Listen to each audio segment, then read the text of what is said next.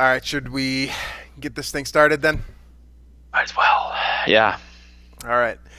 Uh, Welcome back to the Unbelievable Podcast. I am BJ Reidell, back here with my guy Drew Mahowald, and today it's a all football episode talking about the Vikings' impending matchup with the Oakland Raiders.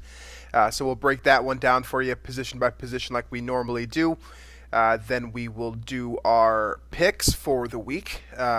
Week 2 did not go as well as week 1 for us. I believe both of us actually missed the first 5 games on the docket last week, so it's not great. So we will look to redeem ourselves this week with a better slate of picks.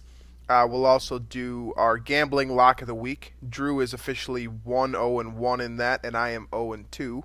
Undefeated, baby. So I'm looking for my first win. And, I think lock of the week might be the wrong term for what we're doing there. Yeah, probably is, but so we'll do that stuff. We'll also have a Thursday question mixed in there somewhere, depending on when I remember to do that.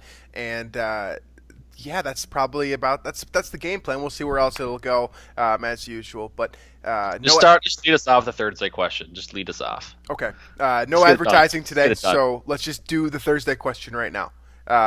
So I ran out of questions on my little notepad thing on my iPhone. So I Googled right before this show. I Googled icebreakers for adults,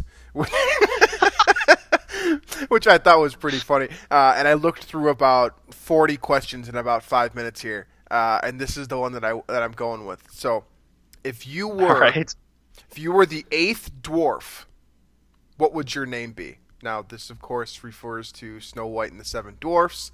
Their names are Dopey, Sleepy, Sneezy, Happy, Grumpy, Doc, Bashful. Yes, I read that off of somewhere. No, I do not have those names memorized. So if you are the 8th dwarf, what would your name I'm not be? familiar with any of these characters. You never saw Snow White? Nope. No. You never heard about Snow White? I've heard about Snow White. Okay, so haven't watched. I never watched it either, but basically each one of these dwarfs is named after their personality, and their personality reflects their name. Okay. So Happy, for example, is this fat, jolly, happy, friendly. All right, I got mine. Okay. I got mine. All right, what would your name be? Mine is Pessimizzy. And why is that? I'm always being criticized for my pessimism towards my sports teams among my friends. Well, not just sports teams, but also my golf game, for example, or my bets or anything like that. So my fantasy team. So I generally have a negative outlook on those things. And so pessimizzy, I guess, is how I'm going to say that. I don't really have an answer to this question. Like I know. So you're asking me. Yeah, exactly. The question that you don't have one for yourself? I just explained this. I said that I looked up a question and I found one, and so I mean, you kind of took mine because that's kind of where I'm at too. I'm just generally pretty negative in a lot of stuff. It would be something like hate people-y, because that's just where I'm at. Like, I'm just not a big fan of people in general. But obviously that's not a great name. So I mean, I don't know. They kind of took like all the good personality names, like, you know. Like, obviously, like, Happy, Dopey, Sneezy, Sleepy. Like, Doc is the only one that's kind of like, because he's not a doctor. I don't know. Like, I don't know. I will go with, I just got to think of another emotion at this point. You're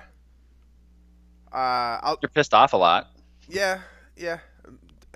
Angry. I'll be angry. Angry works. They don't have an angry.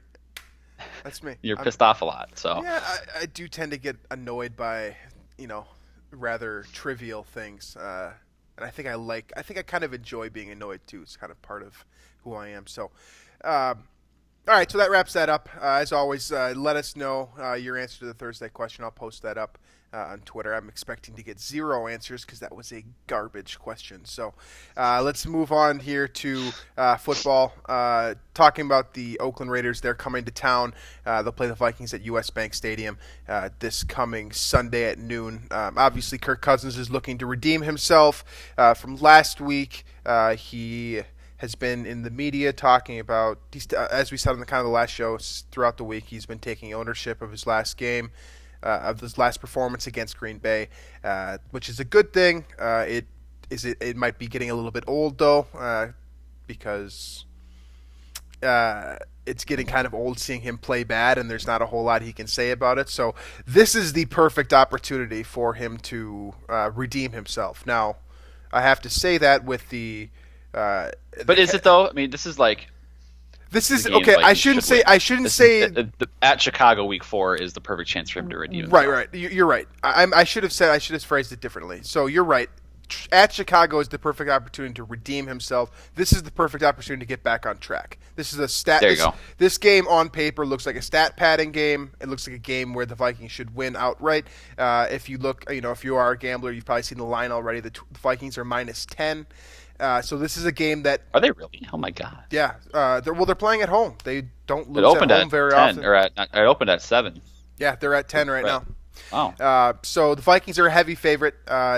Now, all of that being said, it doesn't matter for our purposes because us, being high or low on this game doesn't necessarily affect the game on the field. But you have to hope that the Vikings, after last year, Week 3 against the Buffalo Bills, where they got slaughtered, and it wasn't it like the greatest, the biggest loss against the spread in modern history or something like that? Yeah, something like that. So you They're hope 17.5 point favorites and they lost by 21. Right. So not great. So obviously you'd like to hope that the Vikings have figured out how to better prepare for a game when they're not they're heavily favored to win.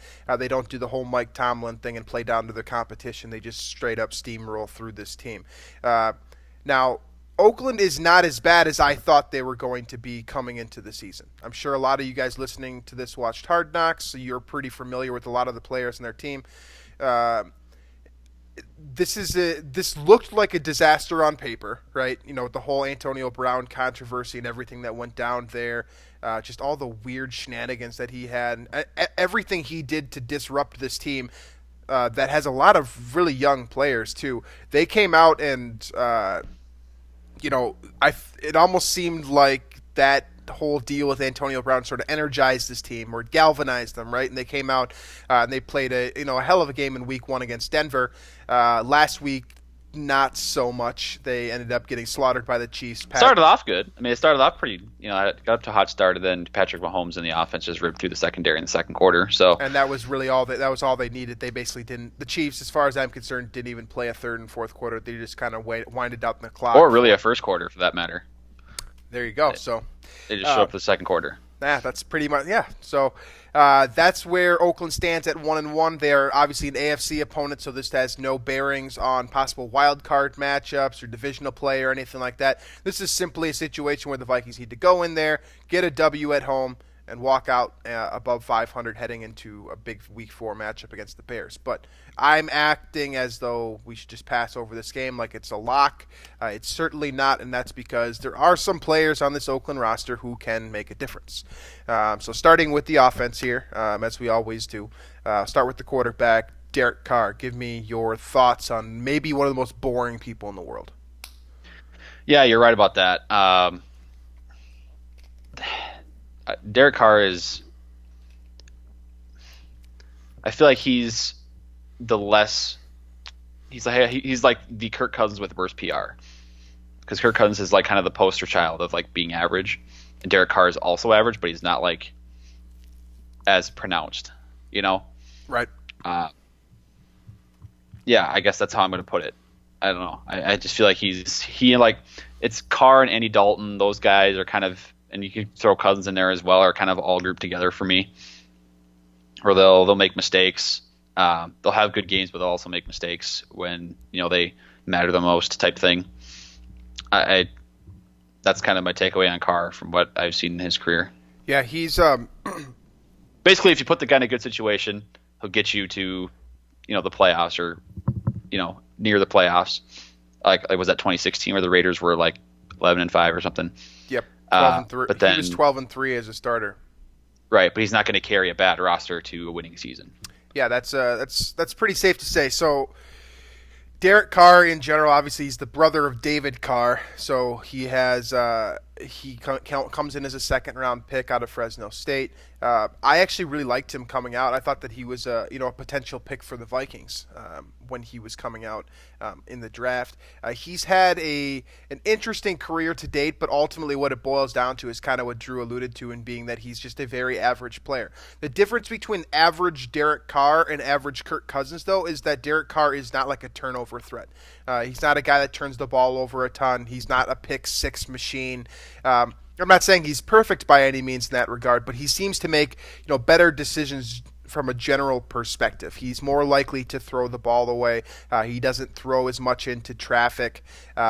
His best season, as Drew said, came back in 2016 when he was 12-3 as a starter. He was actually an MVP candidate that year.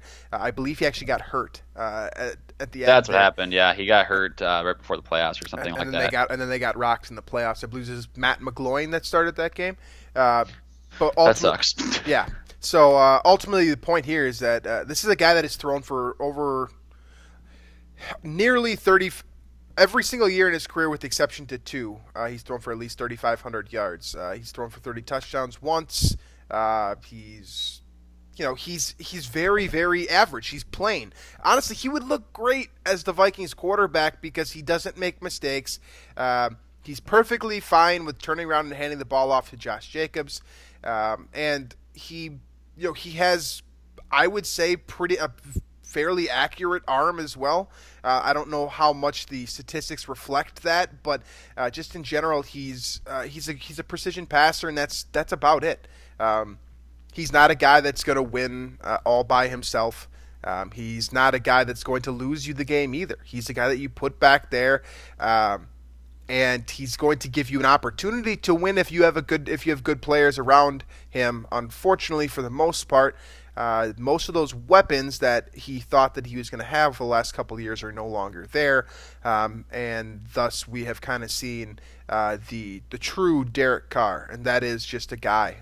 And that's really the best way. Just a guy. That's the best way to put it. I would love to hear what Oakland fans have to say about him, because I just don't think that there's not much there. Like he's the type of player where he's also like Kirk in that he'll say the right thing, like to the media, or he's always putting on a good face and which is not a bad thing, but he's soft though. It's the same type of thing where it's why Vikings fans are upset with Kirk right now, because he's saying, I'm going to get better. I'm going to do this. I'm going to really work hard. I'm taking responsibility for my shortcomings.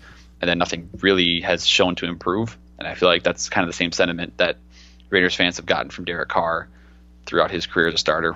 And so he's kind of stayed in the middle of, the ranking, so to speak. Carr is, so the baseball statistic, wins above replacement.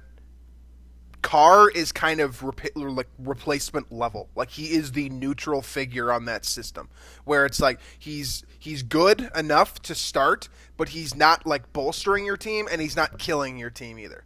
So it makes a whole lot of sense for I could totally see the Raiders just drafting another quarterback either this year or next year to replace him, just because he's not a Super Bowl champion.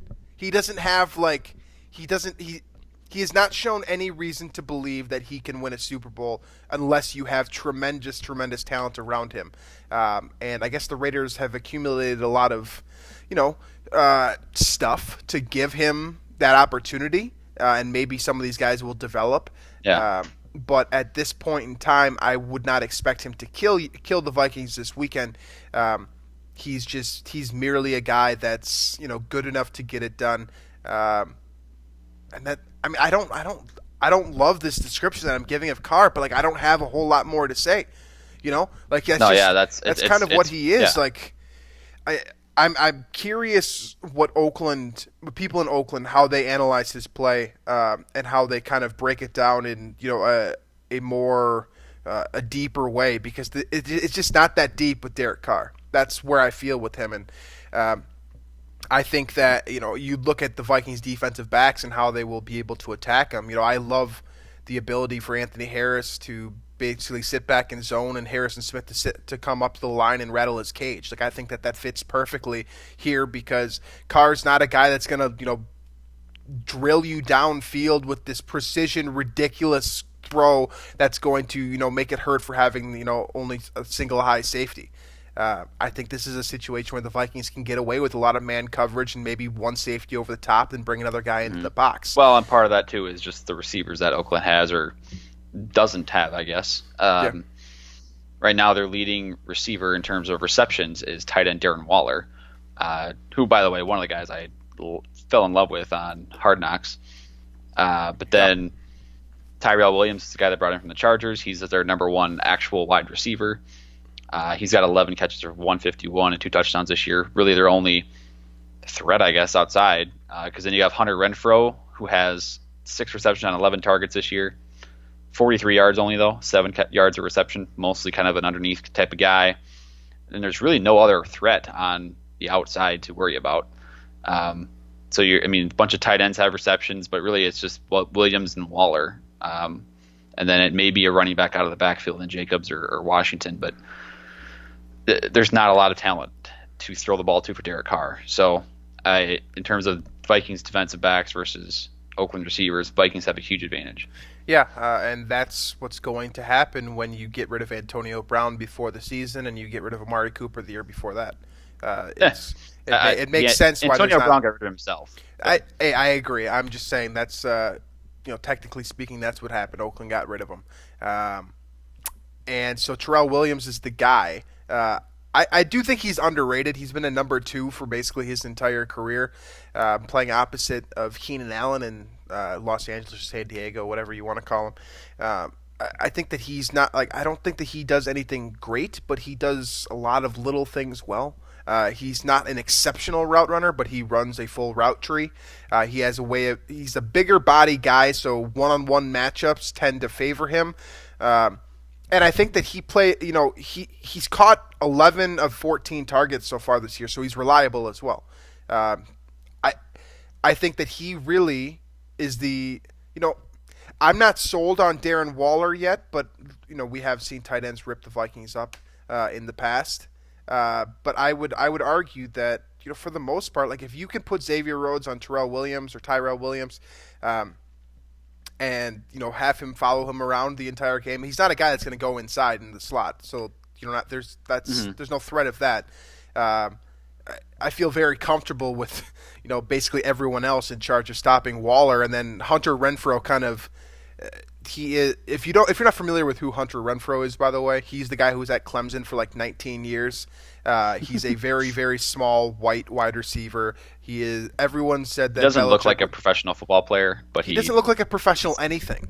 I don't want to make the generic white guy comparison, but he's like Wes Welker. That's exactly what he is, though. That's his game is modeled basically after Wes Welker, and he does a lot of the same stuff that Welker did, just not.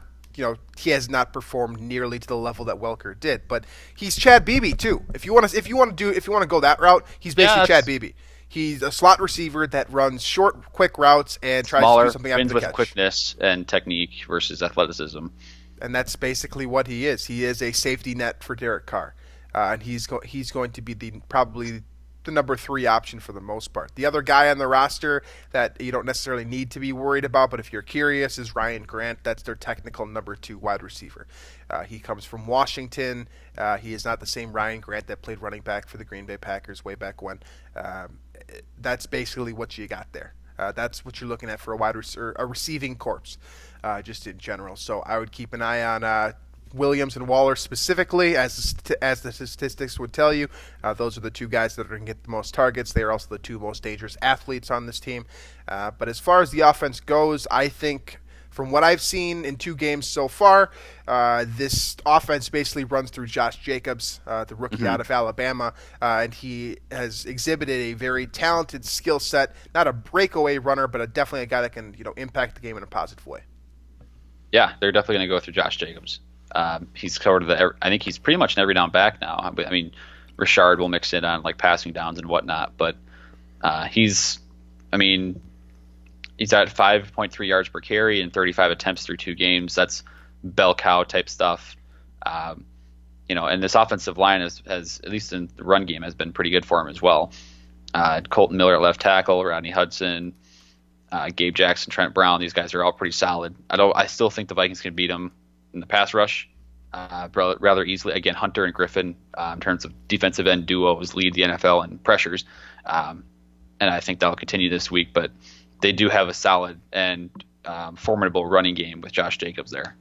Yeah, and a lot of that is because Rodney Hudson is a very good center. The inside rushing attempts that they're going to probably pound quite a bit because Jacobs is not necessarily the type of guy that you send to the edge with breakaway speed. He's more of, I don't remember. I'm gonna check this real quick while I'm talking. I don't remember what his exact 40 time was, but he's not a breakaway runner. He's not like Dalvin Cook. He's more like a ground and pound type guy. I mean, for what it's worth, Dalvin Cook's 40 wasn't that impressive either. I guess. Because where Dalvin wins is acceleration. True. He didn't test well, but he has game speed, I guess, is the best way I would put it. Yeah. So I would say Jacobs is probably he's going to be the number one guy to stop here. The Vikings have historically and recently done a pretty good job against running backs, with exception to Aaron Jones, who kind of got off last week against them. Again, he's also an outside running back, a guy that's going to get to the edge and try to beat you that way.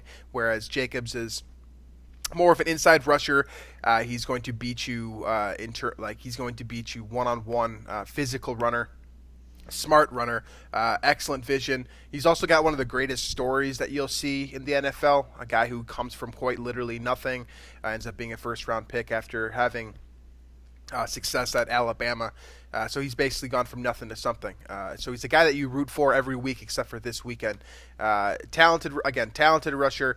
He can do basically everything that you may ask of a running back. I think that he's going to be here for a long time, and it looks like he will be the focal point of this offense for years to come. The one other guy on offense here that we didn't mention, Keelan Doss, the guy from Hard Knocks, he's back as well. He has not made an impact since returning from Jacksonville's practice squad. And then also Trent Brown, the right tackle, is the highest paid tackle in NFL history, though I still would bet on Danielle Hunter to beat him. It is a bit strange. I'd bet on Danielle Hunter to beat any tackle. I agree. So. But given his pay grade, I think people would probably expect a little bit more out of Trent Brown, but he basically got that contract coming off of a great season with New England, and they paid him to be a left tackle, and he's playing right tackle. The other guy that's on the left side, Colton Miller, I believe it's his second year now, coming out of UCLA. I think he's a guy that Everson Griffin can probably eat up to.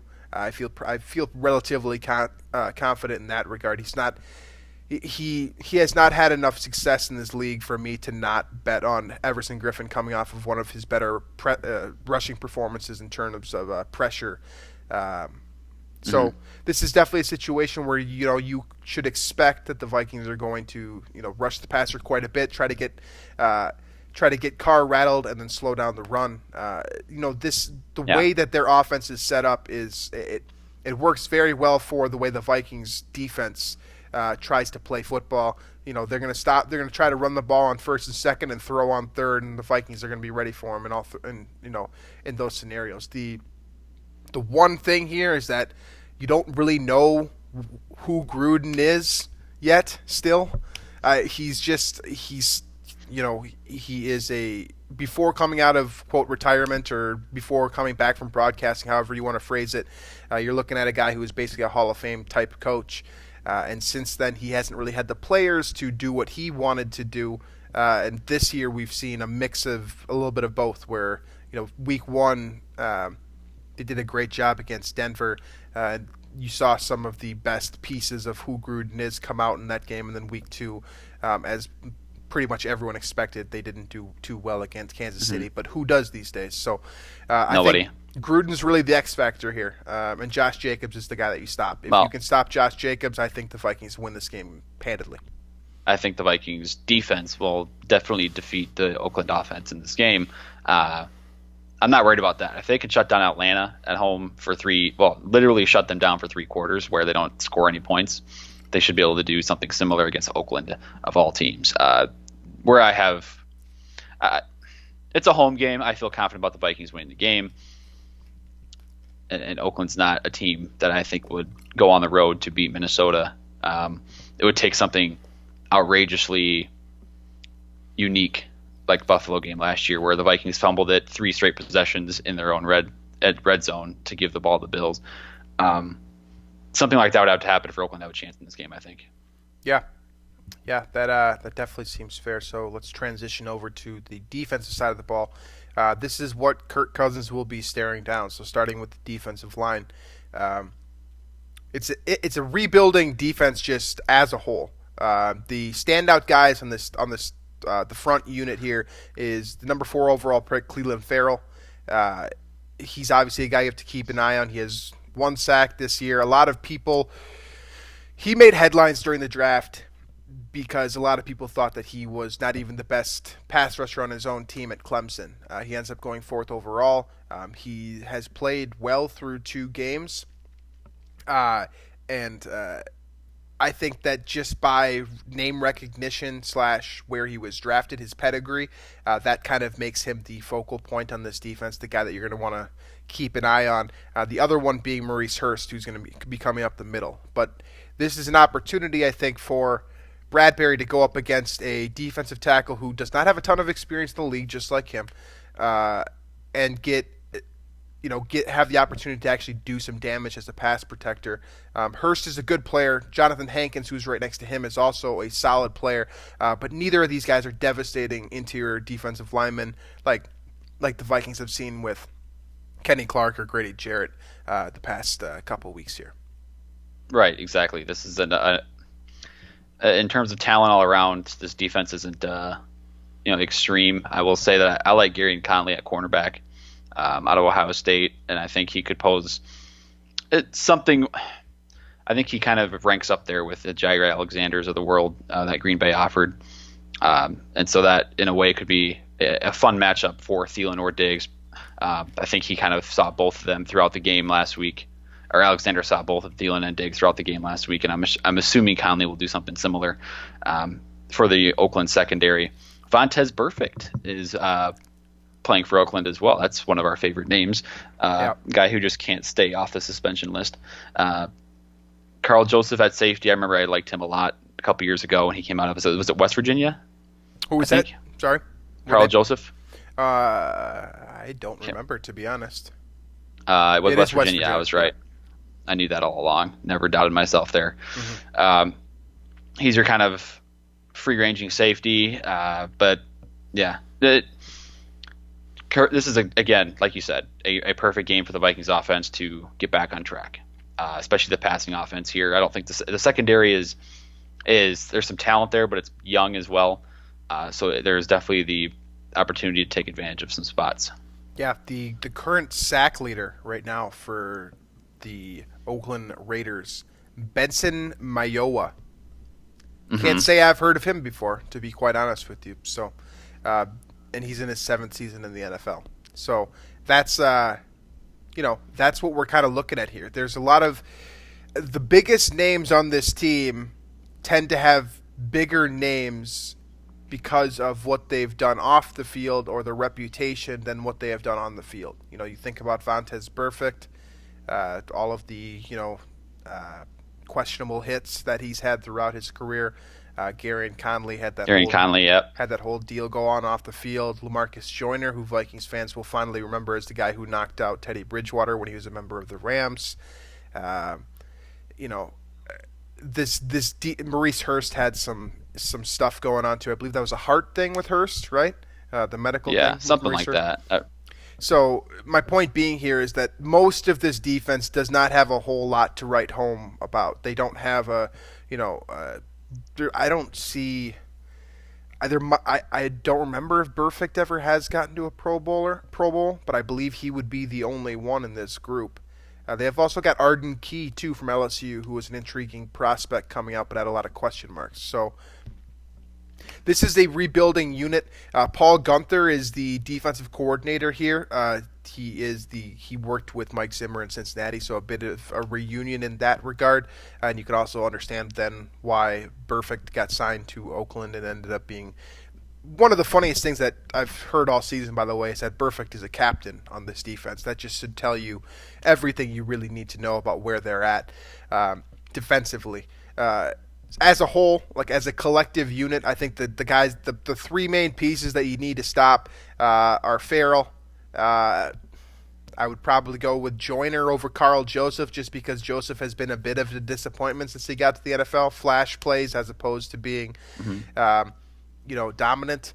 And Gary Connolly is a good player. He's a highly ranked player, but he had that injury scare in week 1. I question whether he is a dominant lockdown corner or even has the potential to be at this point. I liked him a lot as a prospect. I haven't liked a whole lot of what I've seen on tape from him to this point in his career. So I would say that Farrell, Joyner, and then I guess Burfict, but he doesn't really – Burfict is just a guy that kind of keeps the game moving. He's not a huge disruptor. He's not a guy that's going to get a ton of pressures or anything of that nature. He's just a tackling machine. There's nothing – he's not a guy that you need to stop. He's just a matter of can you not run the ball to the same side as him? Like that's kind of – if he's leaning one way, he's basically out of the play. He's not fast. He's not overly fast. He's not a superior talent by any means. He's just a very good tackler, and he would have worked a lot better 30 years ago in the NFL. That's basically true. What you could say about him. The other funny story, just because we are talking about him, is do you remember when he was coming out of the draft and he was considered like a first-round draft prospect, and he gained 30 pounds and ended up being an undrafted free agent out of Arizona State? I don't remember that, actually. But yeah, Devontae's Burfict story is a very entertaining one for anyone that wants to look up his Wikipedia page and sift through that madness.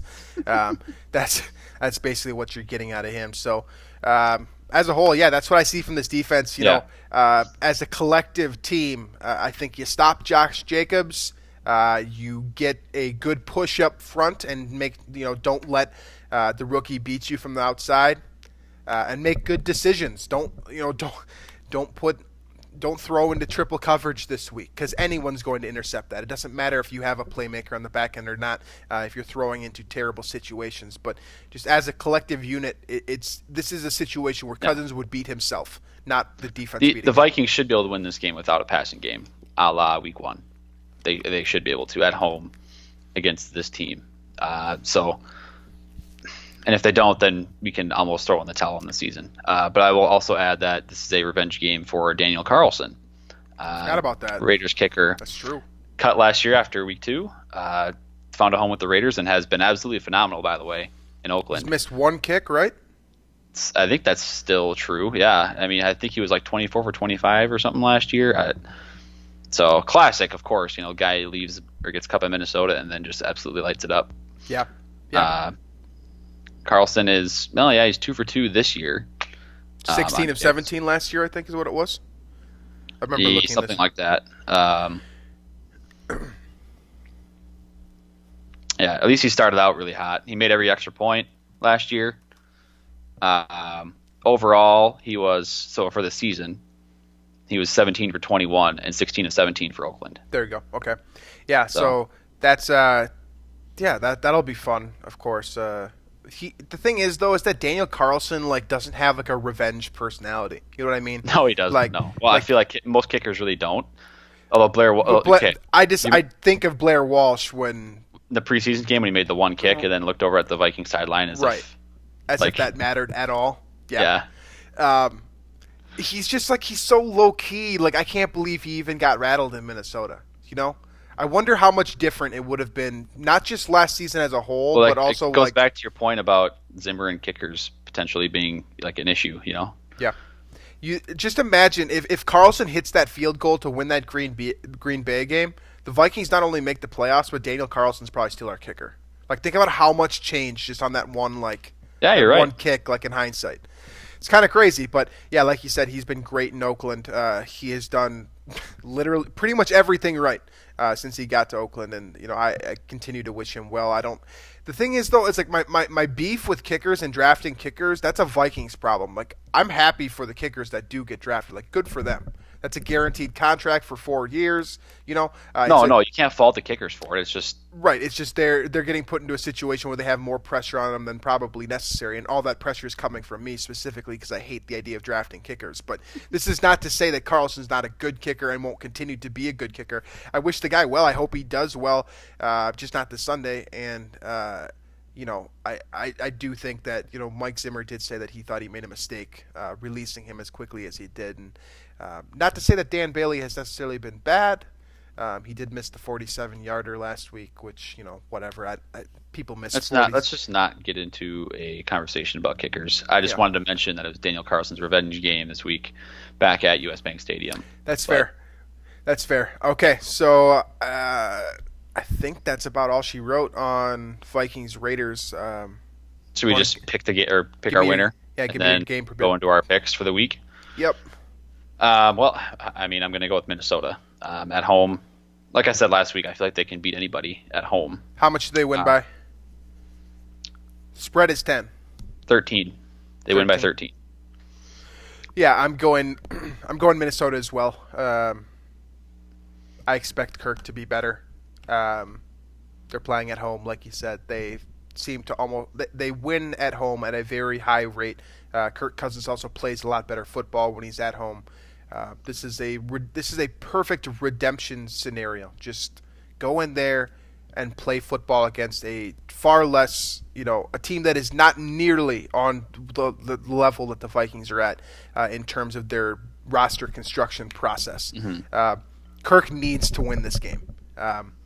And he need I think this is honestly even if the Vikings don't need to throw it a ton, I would give him the opportunity to throw just to get the confidence back up there heading into Chicago. I don't hate that. So I'm taking Minnesota as well.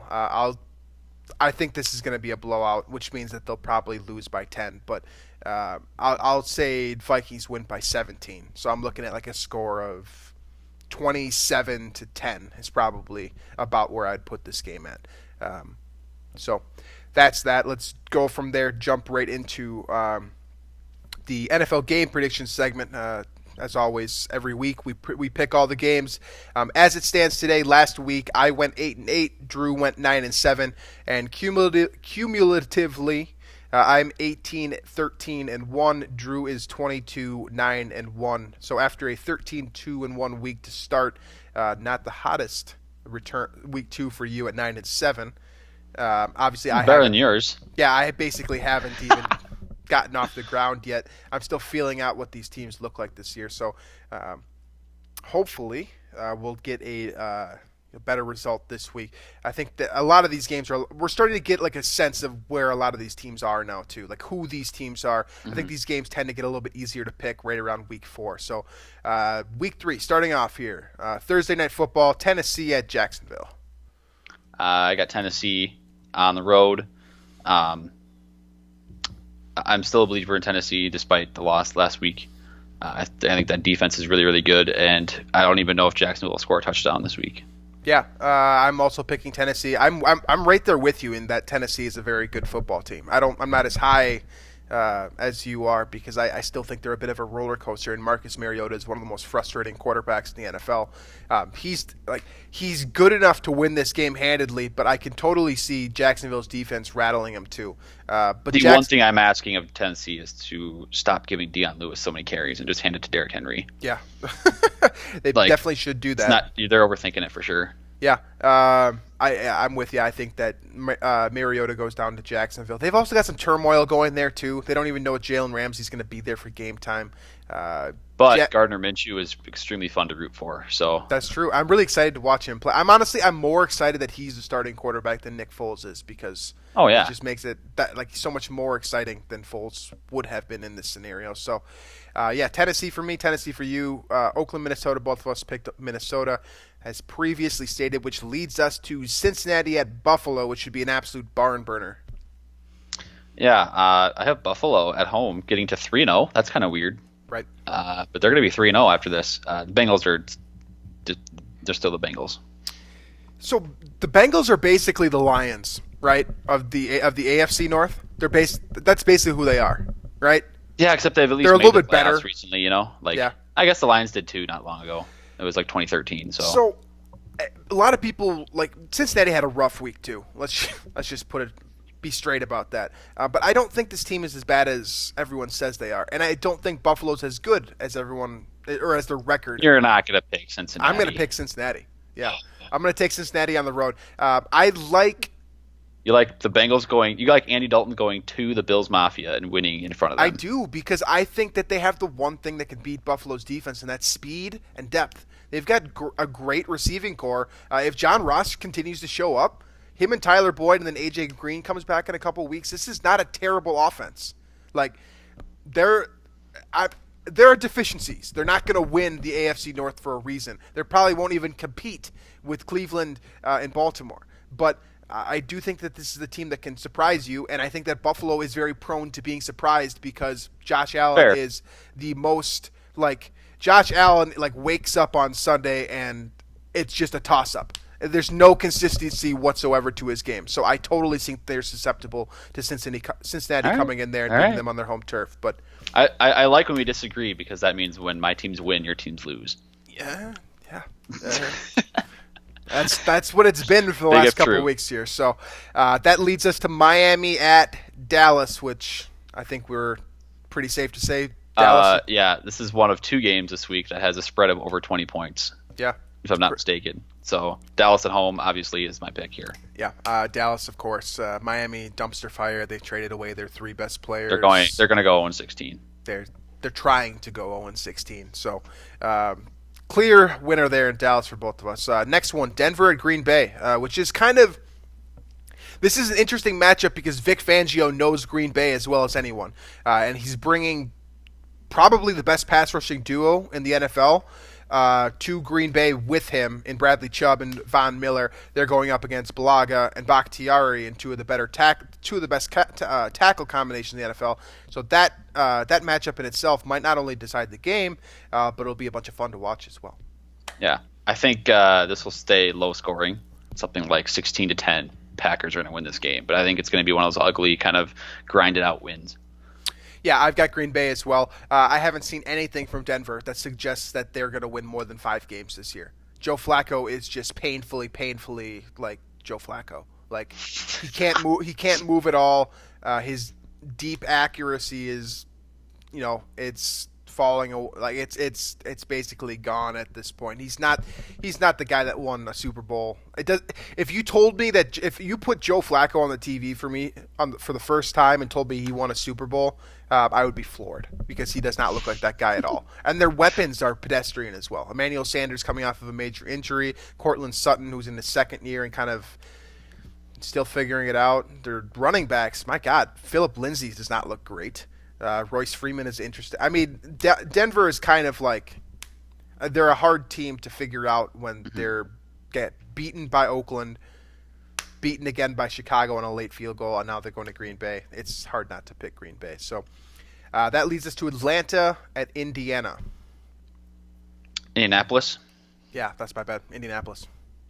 I got the Falcons on the road. I don't know why they really shouldn't have won against the Eagles last week, and they did at home. And I don't know why I'm betting on Matt Ryan again here, but I am. So give me the Falcons against Jacoby Brissett. I have Atlanta too. Indianapolis has not played that poorly considering what went down. They've actually played. Plus, they won should last be 2-0. They should be 2-0 if Vinatieri makes those kicks. Yeah. In the first game. Yeah. Jacoby Brissett has been solid. He hasn't killed this team by any means. And Indianapolis is very boring, but they seem to get it done. But Atlanta is I think what makes Atlanta so easy to pick is they're very flashy offensively. Matt Ryan is going to air it out. Even in his worst weeks, he's going to pass for 280 yards, it seems like. And Julio Jones is obviously one of the most fun guys to watch in the NFL. Calvin Ridley. Interesting running back situation. I mean, we just played him a couple of weeks ago. You guys are well aware of what they can do. I would go, I'm going Atlanta as well here. But I do think that's definitely one that I'm susceptible to missing on for sure. Baltimore at Kansas City. Definitely the most fun game of the week, right? I would agree, yeah. I'm going to go Kansas City. I was very close to picking Baltimore here, but I think it's going to be a close shootout here that the home team gets the edge. Yeah, this is a matchup between last year's new toy and this year's new toy, apparently. Pat Mahomes goes up against Lamar Jackson. We'll get a chance to see who Lamar Jackson really is here. Kansas City's defense is still rather pedestrian. They've got some playmakers on that side of the ball, but he'll have a chance to air it out, and we'll see. We'll see who he is as a quarterback because Mahomes can run it up with him. This is the type of game that has the potential to be a 42 to 35 type game. But I'm going Kansas City as well. I think it's hard not to pick Kansas City, even with the hot start for Lamar Jackson. New York Jets at New England Patriots, which is the other game with an over 20-point spread. Seems like a safe to 23 is the spread. At least that's what I have here. Yeah. But I'm picking New England at home to win by about 23 points. Yeah, Luke Falk versus Tom Brady. I'm going to pick New England 100% of the time. Mm-hmm. Also, Adam Gase versus Bill Belichick. Like, this is a mismatch. This has mismatch written all over it. Both of us are going New England. That leads us to Detroit at Philadelphia. I'm going Philly, and I still think Detroit won last week against the Chargers, but I'm definitely not buying them yet. Yeah.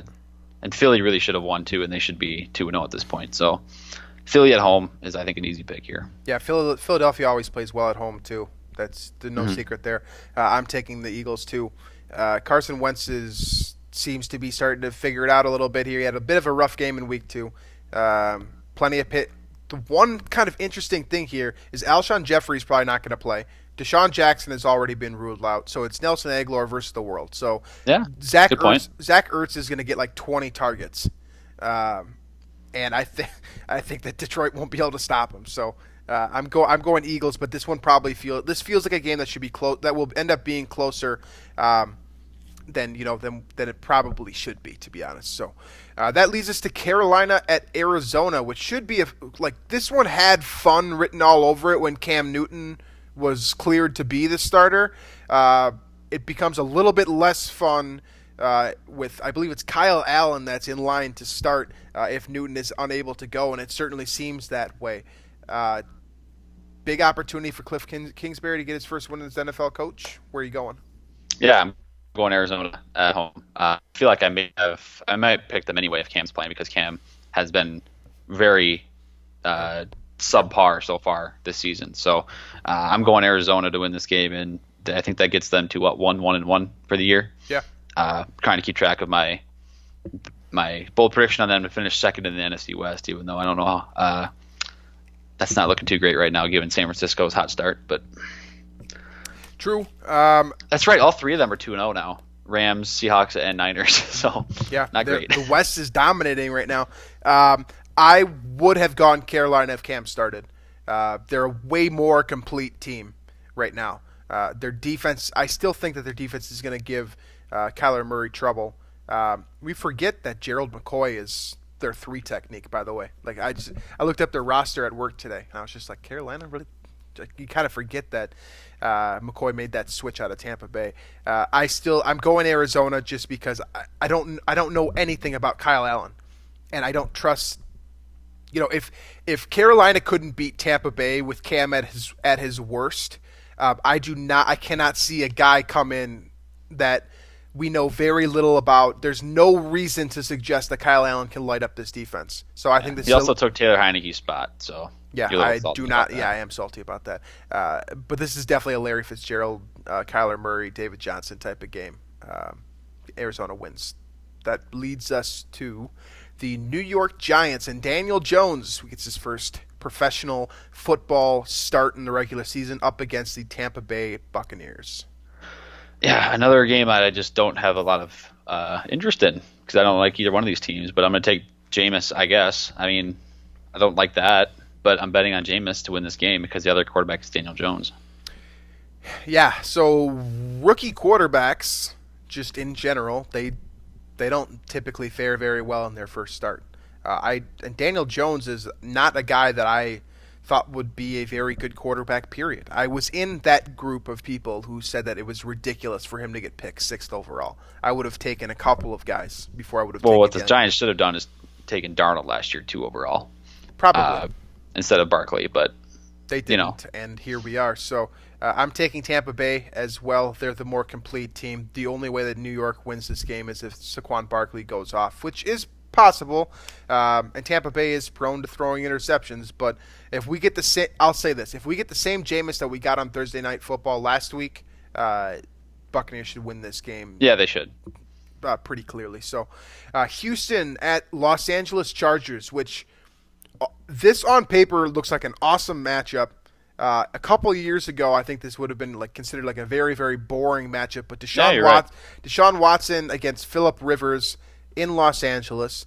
Tons of playmakers across the board. We got a DeAndre Hopkins versus Keenan Allen matchup here. This should be a really fun game. And it's also kind of the battle for Melvin Gordon, because I feel like Houston has been the team that has been the most linked to the Chargers. So Houston goes into Los Angeles and wins that one, or is Chargers taking this one home?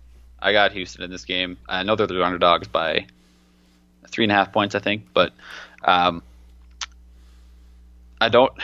I feel confident in Houston getting a bounce back offensive performance after kind of a dud last week against the Jags. Even though they did win that game, I think they're going to look more like the offense that showed up against the Saints week 1.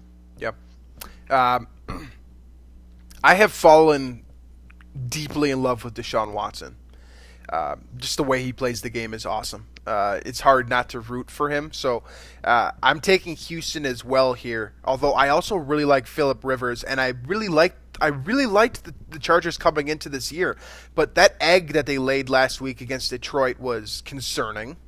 They got a lot of guys hurt. Derwin James is out. Yeah. They're missing Melvin Gordon. Yeah. They have a lot of injuries and guys that are absent that are big factors as well. So. Yeah. I feel like Deshaun Watson is the type of guy that's always he has never lost a start by more than a touchdown. I think he's in terms of a guy that can be confident to win on the road. He defines that for me. So I pick Houston. And I feel good. I feel really good about that pick, despite the spread that you just said. So Pittsburgh, who is in shambles. Mason Rudolph will be the starting quarterback there with Ben Roethlisberger out for the season. They go to San Francisco to face Jimmy Garoppolo, who's coming off of one of his better games as a pro. Yeah, I have to go with San Fran at home here against a first-time starting quarterback. And San Francisco now has 2 wins by 14 or more points, granted against Tampa Bay and Cincinnati. But those are 2 wins. Those are 2 wins that good teams get. And so maybe Kyle Shanahan has kind of finally brought it here. Maybe this team is for real. I don't buy it yet, and I don't know if a win over the Steelers right now at home is going to change that yet. But they're on the right track. Yeah, San Francisco has started to look less like a laughingstock and more like a pretty underrated team that you don't want to face. And they really won't get a chance to prove it this week either against Pittsburgh, because Mason Rudolph, I have very little confidence that the tandem of him and James Conner can beat San Francisco. So I'm also going with the 49ers here. I would, if Roethlisberger was starting, it would be Pitt as a lock for me, and I'd feel very confident in that. But Rudolph is not a guy I've seen a lot of tape of. He hasn't played much since he came into the league, 2 or 3 years ago. I don't think he's the successor to Ben Roethlisberger. He is just a guy that's getting thrust into sort of a bad situation. So we'll see how Pittsburgh fares, but they have not looked good this year, despite the fact that Roethlisberger is out. So I'm pretty confident with San Francisco there. New Orleans at Seattle, which Teddy Bridgewater, the starter in New Orleans, he heads into Seattle, the team that he, of course, lost to in the postseason when he was with the Vikings. Yeah, as much as I want to pick, Teddy and root for Teddy here, but I'm going to go Seattle at home. I'm just not confident in Teddy right now to pick him on the road at probably the toughest stadium to play in the league versus Russell Wilson at home. Team that's gelling, by the way, and has I like their offense a lot. Nice run-pass balance in that offense. So this game for me, regardless of who the starting quarterback is, I would have picked this game based on who was playing at home. So I'm taking Seattle as well. If this game's at the Superdome, I think the Saints are able to squeak one out here. But Seattle is not a pushover. They're 2-0 for a reason. Chris Carson can apparently run the ball if he can hold on to it. That is. And Tyler Lockett's looking like a hell of a player. DK Metcalf is paying immediate dividends for this team. He scored his first professional touchdown last week. So that offense is starting to chug along. And that defense, which does not have a ton of playmakers on it, but they seem to make enough plays every week. I kind of expect this one to be a low-scoring game. This feels like the type of, this feels like a 17-10 final score or something like that. Or the type of game like whoever gets a touchdown wins, like a 13-10 game. Just because New Orleans' defense isn't bad by any means. And Seattle and Teddy Bridgewater, I'm absolutely rooting for Teddy Bridgewater's success, but I need to see him do it on the field before I feel confident in this comeback story here. So we'll get to see it. This is a good team to this is the perfect opportunity for him to show that he is still great under major pressure, which leads us to Los Angeles at Cleveland, which has the potential to be one of the better games of the week. Yeah, I got the upset here. I'm picking Cleveland. I am too. God, man. Shoot. Yeah. But yeah, like I said, I'm buying Cleveland this year, and this would be a game that they sort of have to win to make that statement that they've arrived, and they're at home under the bright lights. I think Baker's going to thrive. Yeah, I pretty much agree with everything you said. I also am buying Cleveland this year. I think getting punched in the mouth week 1 is ultimately going to be a good thing for them. Los Angeles, by the way, they haven't gotten off to like a very this was an offense last year. This is top 2 offense in the NFL last year. They have not necessarily looked that way so far this year. Jared Goff has been kind of pedestrian. Todd Gurley, nobody knows what's going on with him. I think that Cleveland has an opportunity to make a statement here. And playing at home certainly doesn't hurt, although playing in Los Angeles wouldn't have really hurt Cleveland's chances here either. But I'm going with Cleveland as well. Primetime game, primetime Baker. OBJ shines brighter than anyone when the spotlight comes on. So I'll take Cleveland here, and they move to 2-1, which leads us to the Monday night game. The Chicago Bears are going to that absolutely garbage field in Washington to take on the Redskins. Who you got? I'm picking Washington at home, which is yep. I have not picked the Bears to win a game this year yet, and I don't know at what point I'm going to, but the Bears just looked very blah, and they were a half of a second away from losing to Denver last week, a team that's probably worse than Washington right now. Yeah. So I'm going to take Washington at home on Monday night. Hopefully Case Keenum can kind of help me out here. Yeah, I was going to take Washington if you didn't. So I'm going to take Chicago instead. So we have some different picks, huh? Right. Chicago, I don't know why I'm taking Chicago here. Because of last year, really. I mean, they've shown no reason to this year. Yeah, they haven't shown anything this year to be confident in. Trubisky looks. Right now. I'd rather have Keenum than Trubisky. Straight up, Keenum has looked pretty good in 2 games. He's not the reason they're losing games in Washington right now. But I will take the Bears, and I'll say that the defense is overwhelming, which is basically how they win, how they have to win football games. Yeah. Maybe this is an opportunity, I guess, for David Montgomery to have a breakout game. Washington is not supposed to be a good team. They've looked better than they are. And they really aren't. It's just that the Bears are not that good, and we've been saying this for a while. They're just not that good. Yeah, they really don't look that good. So that wraps up our picks for the week, and that leads to the final segment here, our gambling lock of the week. Yeah, the gambling lock of the week. I am undefeated, not to brag, this year in the lock of the week. I'm going to go back to the Monday night game. Chicago at Washington. I'm taking Washington spread. I think it's 4 points right now. They're +4? They're +4. That seems like a good bet. I think the thing is, these Bears games this year have been close, low scoring, kind of defensive battles so far. Games that are inherently just going to be close games. And I think Washington, they're not a great team, but I think they're good enough to stay at the very least in that close game range. And I actually ultimately think they win the game. So If Washington comes out and punches Chicago in the mouth like they did to Philadelphia a couple of weeks ago, Chicago's not recovering. I know. So that's not a horrible bet. That's probably one that I'll lock in myself. But Can't take mine though. Yeah, for me, I'm going to stick with Cincinnati. Cincinnati is +7 in Buffalo. I think their offense is better than that. They're giving me 7 points. And I also don't love a lot of the spreads this week are not favorable because New England and Dallas are. It's very, very hard for me to justify saying 22, 3, 4 points is worthy. Is like you can lock that one in. So I'm taking Cincinnati just because I think that their offense is good enough to get some things done in Buffalo, and I think that game will be close. Ultimately, I have Cincinnati winning, like I said before. But 7 points, I will definitely take 7 points. Buffalo might not score 7 points, so I'll take Cincinnati there as my lock of the week. Hopefully, I will get on the board there finally.